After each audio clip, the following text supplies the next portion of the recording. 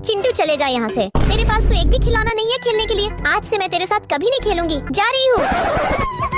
मम्मा मम्मा, उस मोटी भैंस ने मुझे खेलने नहीं दिया और मुझे भगा दिया। अच्छा चिंटू रो मत, मैं तेरे लिए कुछ बनाती हूँ। पहले इन तीनों डब्बों को टेप से चिपका देती हूँ। अब इन कार्टून को इस डब्बे पर चिपका देती हूँ और 2 डिब्बों को कुछ इस तरह रखकर एक प्यारा सा घोड़ा बना लेती हूँ। अरे वाह, इस पर बैठकर खेलने में मजा आ रहा है। अरे चिंटू सॉरी, मुझे माफ कर दे। चल दोनों मिलकर खेलते हैं। चल भाग। प्लीज चिंटू। गरीब भिखारी, चला जा यहाँ से। यही कहकर मुझे भगा दिया था ना तूने, मोटी भैंस। ये चिंटू बहुत बदतमीज है, नहीं सुधरेगा। आप लोग आज 1 मिलियन लाइक करवा देना दोस्तों।